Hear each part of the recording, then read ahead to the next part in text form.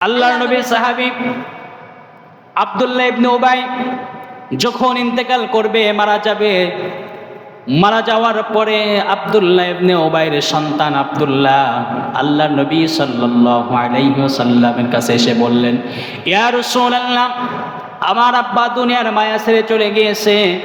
আল্লাহর নবীর কাছে আব্দুল্লাহ ইবনে উবাইয়ের সন্তান আব্দুল্লাহ এসে আল্লাহর নবীকে বললেন, আল্লাহর হাবিব, আমার বাবা দুনিয়ার মায়া ছেড়ে চলে গিয়েছেন। আমার বাবার শেষ ইচ্ছা ছিল আপনি আমার বাবার জানাজা পড়াবেন, আপনার শরীরের পোশাক দিয়ে আমার বাবাকে কাফন করাবেন, আপনি নিজে হাতে আমার বাবাকে দাফন দিবেন। ও নবী, আমার বাবা মারা যাওয়ার সময় এই ওসিয়তটা আমি আব্দুল্লাহর কাছে করে গিয়েছে। আল্লাহর নবী সাহাবায়ে কেরামদের নিয়ে বসে আছেন। এমন অবস্থায় যখন আব্দুল্লাহ ইবনে উবাইয়ের সন্তান এসে আল্লাহর নবী সাল্লাল্লাহু আলাইহি সাল্লামকে কথাগুলো বললেন, আল্লাহর নবী সাহাবীর জন্য উঠা শুরু করে দিলেন। সাহাবী জানাজা পড়ানোর জন্য যখন রওনা হবেন, খলিফাতুল মুসলিমিন ওমর ফারুক রাদিয়াল্লাহু তাআলা আনহু আল্লাহর নবী সাল্লাল্লাহু আলাইহি ওয়াসাল্লামকে বাধা প্রদান করলেন, বললেন, ইয়া রাসূলুল্লাহ, এই আব্দুল্লাহ ইবনে উবাইয়ের জানাজায় আপনি যাইতে পারবেন না। কেননা এই আব্দুল্লাহ ইবনে উবাই হজ করেছে আপনার সঙ্গে, নামাজ পড়েছে আপনার সঙ্গে, রোজাও রেখেছে আপনার সঙ্গে, শুধু একটা মাত্র কাজ আব্দুল্লাহ ইবনে উবাই করে নাই। এই আব্দুল্লাহ ইবনে উবাই যুদ্ধের ময়দানে কোন যুদ্ধে আব্দুল্লাহ ইবনে অংশগ্রহণ করেছে, আবার অধিকাংশ যুদ্ধে থেকে আব্দুল্লাহ ইবনে উবাই ফিরে এসেছে। আপনি রাসূল আমাদের নিয়ে বৈঠক করেন, সত্য কথাগুলো বলেন, যুদ্ধের ময়দানে বিজয় হওয়ার কথাগুলো আপনি রাসূল আমাদের সামনে বলেন। এই আব্দুল্লাহ ইবনে উবাই আপনার কথাগুলো নিয়ে আবু জেহেল, আবু লাহাবের সামনে গিয়ে বলা শুরু করে দেয়। মুনাফিকি কাজ আব্দুল্লাহ ইবনে উবাই করেছেন। ইয়া রাসূলুল্লাহ, আপনি আব্দুল্লাহ ইবনে উবাইয়ের জানাজা পড়াইতে পারবেন না। আল্লাহর নবী সাল্লাল্লাহু আলাইহি সাল্লাম বলেন, ওমর শোনো, যতক্ষণ না পর্যন্ত আল্লাহ রব্বুল আলামিন আমাকে নিষেধ না করবে, ততক্ষণ পর্যন্ত আমি আল্লাহর রাসূল আব্দুল্লাহ ইবনে উবাইয়ের জানাজার কেউ বাধা প্রদান করতে পারবে না। আমি কোরআনুল কারীমের মধ্যে থেকে 3টা আয়াত তেলাওয়াত করেছি। এই কোরআনুল কারীমের মধ্যে পারা আছে কতটি বলেন তো? সূরা আছে 114টা। 114টা সূরার মধ্যে 20তম সূরা থেকে আমি একটা আয়াত তেলাওয়াত করেছি। কততম সূরা? 20তম সূরা।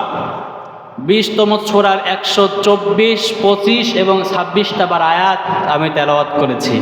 আল্লাহ রব্বুল আলামিন যদি তৌফিক দেয়, এই আয়াতের উপরে দু একটি কথা আপনাদের সামনে বলবো। সকলে বলেন ইনশাআল্লাহ। আয়াতের সারমর্ম হচ্ছে, ওমান আ'রাদা আন যিকরি ফাইন্না লাহু মাঈশাতান দঙ্কা।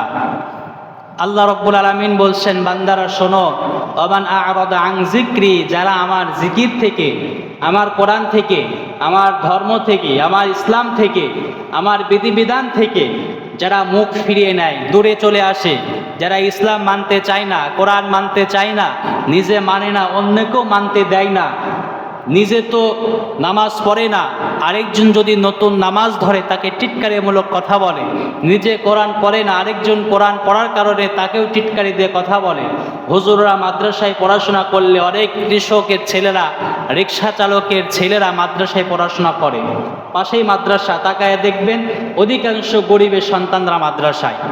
যদি এই সন্তানগুলো মাদ্রাসায় আসে, তখন ওই সকল বান্দাগুলো, ওই সকল মানুষগুলো তাদেরকে টিটকারি দিয়ে বলে, ছেলেকে মোল্লা বানাবে, খাইতে পারবে না, দুনিয়ায় চলতে পারবে না। এই রকম কথা বলা মানুষ আমাদের সমাজে আছে না নাই?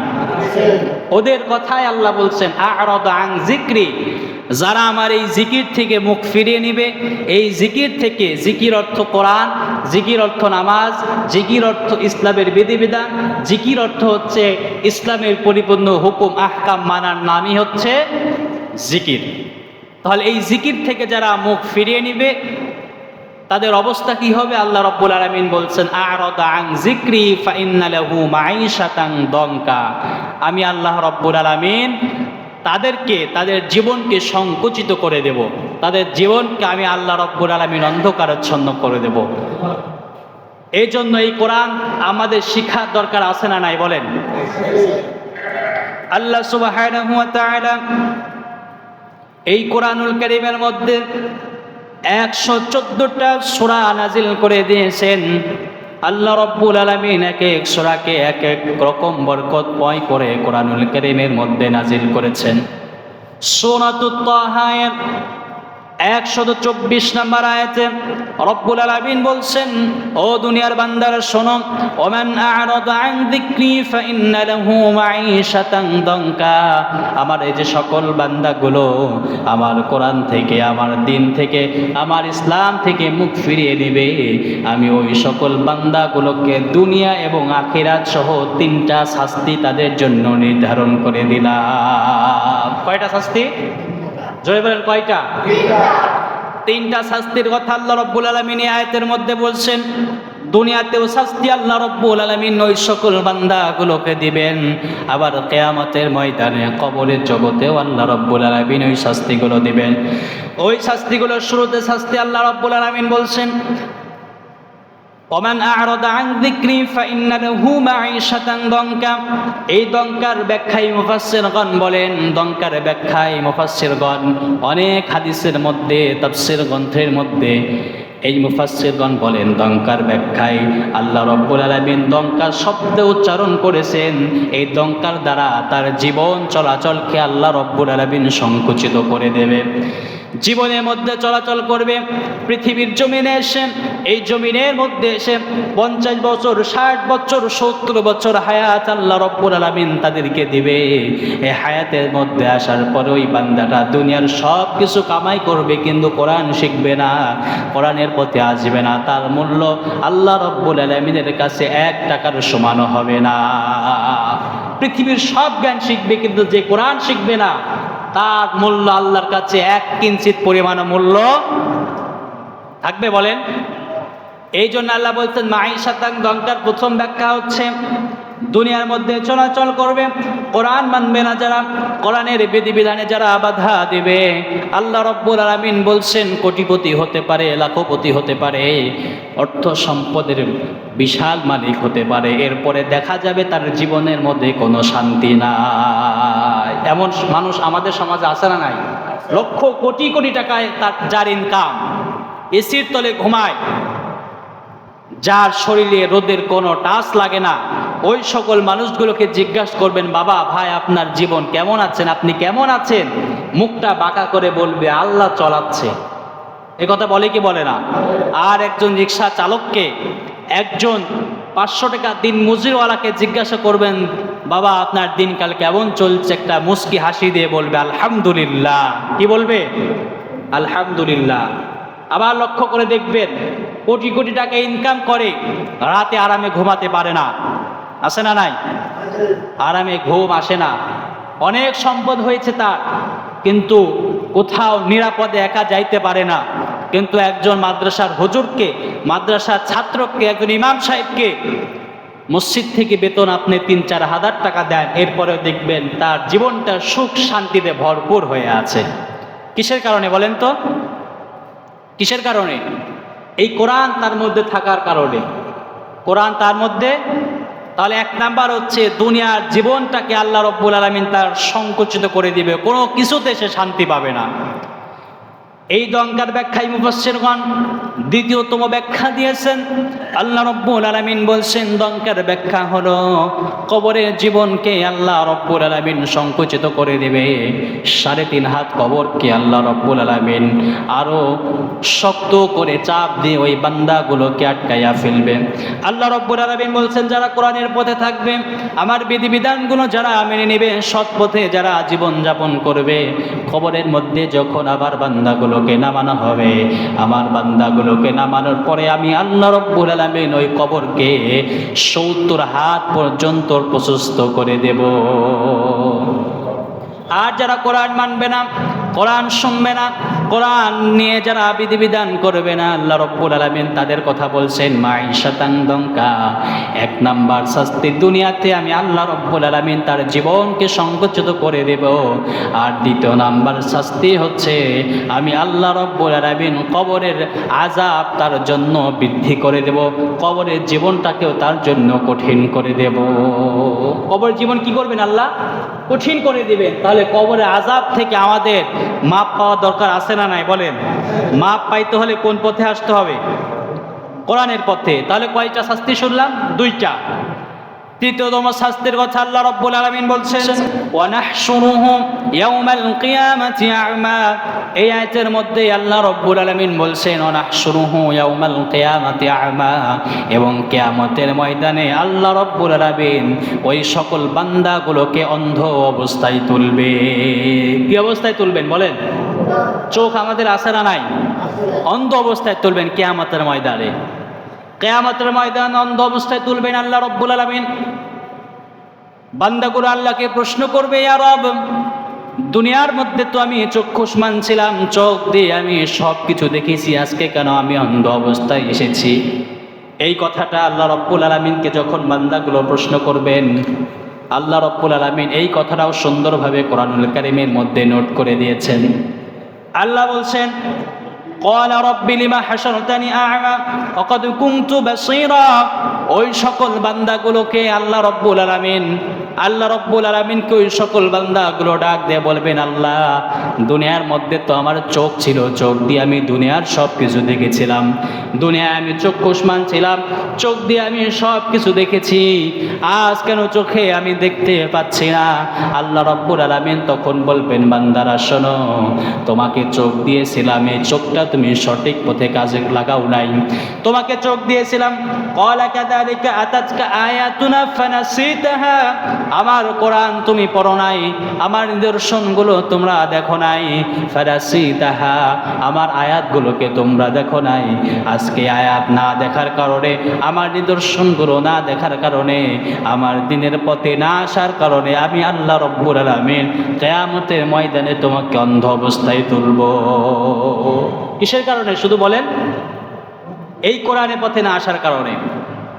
আবার যারা কোরআন শিখবে, কোরআন শিখার পরে কোরআনের প্রতি আমল করবে না, কোরআন থেকে মুখ ফিরিয়ে নেবে, কোরআন যারা পরিচর্যা করবে না, কোরআন থেকে যারা দূরে চলে যাবে, ওই সকল বান্দাগুলোকে আল্লাহ রাব্বুল আলামিন কিয়ামতের ময়দানে অন্ধ অবস্থায় তুলবেন। আল্লাহ রাব্বুল আলামিন বলছেন, তিনটা শাস্তি তার জন্য থাকবে। এই শাস্তিগুলো হচ্ছে, এক নাম্বার, দুনিয়ার জীবনকে আমি আল্লাহ রাব্বুল আলামিন সংকুচিত করে দেব। দ্বিতীয়তম শাস্তি হচ্ছে, আমি আল্লাহ রাব্বুল আলামিন বান্দার কবরকে সংকুচিত করে দেব। আর তৃতীয় নাম্বারের শাস্তি হচ্ছে, ওই সকল বান্দাগুলোকে কিয়ামতের ময়দানে অন্ধ অবস্থায় তুলব। শুধু এতটুকু শাস্তি আল্লাহ রাব্বুল আলামিন দেন নাই। কোরআনের অসংখ্য আয়াতে, অসংখ্য জায়গায় আল্লাহ রাব্বুল আলামিন আরো বলছেন, যারা কোরআন মানবে না, কোরআন থেকে যারা মুখ ফিরিয়ে নেবে, যত ভালো কাজই দুনিয়ার মধ্যে করুক না কেন, এই কোরআনের পথে না আসার কারণে আল্লাহ রাব্বুল আলামিন তার জীবনের সব আমলগুলো বরবাদ করে দিবেন। কোরআন থেকে যারা বিরোধিতা করবে, কোরআনের যারা কথা যেখানে হয় সেখানে গিয়ে যারা হট্টগোল সৃষ্টি করে কোরআন যারা শুনতে দেবে না, ইসলামের কথাগুলো যারা শুনতে দেবে না, আল্লাহ বলছেন, ওই সকল বান্দাগুলোর অন্তরে কোরআন থাকলেও এই কোরআনের আমল না করার কারণে আমি আল্লাহ রাব্বুল আলামিন আজকে তাকে অন্ধ অবস্থায় তুলব। কি অবস্থায় উঠাবেন আল্লাহ? আল্লাহ তাদের কথা বলছেন, শোনো, কোরআন শুধু পড়েছো, শিখেছো, এতটুকুই না, কোরআন নিয়ে যারা জীবন যাপন করতে পারবে, কোরআনের বিধিবিধান, হালালকে হালাল, হারামকে হারাম মেনে যারা চলতে পারবে, তারাই কিয়ামতের ময়দানে আল্লাহর জান্নাতে তোমরা যাইতে পারবে। তাছাড়া জান্নাত এত সহজ জান্নাত বলেন? শুধু নামাজ পড়লাম, কোরআন শিখলাম, নামাজটাও ঠিক মতো পড়লাম না, আবার অন্যের কাছে গিয়ে গীবত করলাম, মানুষকে গিয়ে কুপরামর্শ দিলাম, এর নামে ওর কাছে গিয়ে মিথ্যা অপবাদ দিলাম, ওনার নামে মিথ্যা সাক্ষী দিলাম, এইগুলা করলে জান্নাত কি পাওয়া যাবে বলেন? আল্লাহর নবীর সাহাবী আব্দুল্লাহ ইবনে উবাই যখন ইন্তেকাল করবে, মারা যাবে, মারা যাওয়ার পরে আব্দুল্লাহ ইবনে উবাইয়ের সন্তান আব্দুল্লাহ আল্লাহর নবী সাল্লাল্লাহু আলাইহি ওয়াসাল্লামের কাছে এসে বললেন, ইয়া রাসূলুল্লাহ, আমার আব্বা দুনিয়ার মায়া ছেড়ে চলে গিয়েছে। আল্লাহর নবীর কাছে আব্দুল্লাহ ইবনে উবাইয়ের সন্তান আব্দুল্লাহ এসে আল্লাহর নবীকে বললেন, আল্লাহর হাবিব, আমার বাবা দুনিয়ার মায়া ছেড়ে চলে গিয়েছে। আমার বাবার শেষ ইচ্ছা ছিল আপনি আমার বাবার জানাজা পড়াবেন, আপনার শরীরের পোশাক দিয়ে আমার বাবাকে কাফন করাবেন, আপনি নিজে হাতে আমার বাবাকে দাফন দিবেন। ও নবী, আমার বাবা মারা যাওয়ার সময় এই ওসিয়তটা আমি আব্দুল্লাহর কাছে করে গিয়েছে। আল্লাহর নবী সাহাবে কেরামদের নিয়ে বসে আছেন। এমন অবস্থায় যখন আব্দুল্লাহ ইবনে উবাইর সন্তান এসে আল্লাহর নবী সাল্লাল্লাহু আলাইহি সাল্লামকে কথাগুলো বললেন, আল্লাহর নবী সাহাবীর জন্য উঠা শুরু করে দিলেন। সাহাবী জানাজা পড়ানোর জন্য যখন রওনা হবেন, খলিফাতুল মুসলিমিন ওমর ফারুক রাদিয়াল্লাহু তাআলা আনহু আল্লাহর নবী সাল্লাল্লাহু আলাইহি ওয়াসাল্লামকে বাধা প্রদান করলেন, বললেন, ইয়া রাসূলুল্লাহ, এই আব্দুল্লাহ ইবনে উবাইর জানাজায় আপনি যাইতে পারবেন না। কেননা এই আব্দুল্লাহ ইবনে উবাই হজ করেছে আপনার সঙ্গে, নামাজ পড়েছে আপনার সঙ্গে, রোজাও রেখেছে আপনার সঙ্গে, শুধু একটা মাত্র কাজ আব্দুল্লাহ ইবনে উবাই করে নাই। এই আব্দুল্লাহ ইবনে উবাই যুদ্ধের ময়দানে কোন যুদ্ধে আব্দুল্লাহ ইবনে অংশগ্রহণ করেছে, আবার অধিকাংশ যুদ্ধে থেকে আব্দুল্লাহ ইবনে উবাই ফিরে এসেছেন। আপনি রাসূল আমাদের নিয়ে বৈঠক করেন, সত্য কথাগুলো বলেন, যুদ্ধের ময়দানে বিজয় হওয়ার কথাগুলো আপনি রাসূল আমাদের সামনে বলেন। এই আব্দুল্লাহ ইবনে উবাই আপনার কথাগুলো নিয়ে আবু জেহেল আবু লাহাবের সামনে গিয়ে বলা শুরু করে দেয়। মুনাফিকি কাজ আব্দুল্লাহ ইবনে উবাই করেছেন। ইয়া রাসূলুল্লাহ, আপনি আব্দুল্লাহ ইবনে উবাইয়ের জানাজা পড়াইতে পারবেন না। আল্লাহ নবী সাল্লাল্লাহু আলাইহি সাল্লাম বলেন, ওমর শোনো, যতক্ষণ না পর্যন্ত আল্লাহ রব্বুল আলামিন আমাকে নিষেধ না করবে, ততক্ষণ পর্যন্ত আমি আল্লাহর রাসূল আব্দুল্লাহ ইবনে উবাইয়ের জানাজার কেউ বাধা প্রদান করতে পারবে না। আল্লাহ রাসূল বলছেন, আল্লাহর পক্ষ থেকে আমার কাছে ওহী না আসা পর্যন্ত আমি জানাজায় যাবই। তাহলে বলেন, আল্লাহ রসুল যে কথাগুলো বলতেন, যে কাজগুলো করতেন, এই কাজগুলো কি রসুলের মন গড়া ছিল, না আল্লাহ জানাইতেন, করাইতেন, এরপর আল্লাহ রসুল করতেন? আমার কথা বুঝেন নাই? আল্লাহ রসুল যে কাজগুলো, কথাগুলা উম্মতের সামনে বলে গিয়েছেন, এই কথাগুলো রসুল নিজের ইচ্ছাই বলতেন, না আল্লাহ বলাইতেন? ওমা ইয়ানতিকু আনিল হাওয়া ইন হুয়া ইল্লা ওয়াহয়ু ইউহা। আল্লাহ রব্বুল আলামিন বলছেন, আমার হাবিবকে আমি যা জানাই আমার হাবিব তাই বলে, আমার রসুলকে আমি যা বলাই আমার রসুলও তাই বলে। আল্লাহ নবী সাল্লাল্লাহু আলাইহি ওয়াসাল্লাম জানাজার উদ্দেশ্যে যখন রওনা দিয়েছেন, আব্দুল্লাহ ইবনে উবাইয়ের জানাজা যখন আল্লাহর নবী পড়াবেন, আব্দুল্লাহ ইবনে উবাইয়ের দাফন কাফন যখন শুরু করে দিয়েছেন, আল্লাহর নবী নিজের শরীর থেকে জুব্বা মুবারক খুলে আব্দুল্লাহ ইবনে উবাইয়ের শরীরের মধ্যে পরিয়ে দিয়েছেন।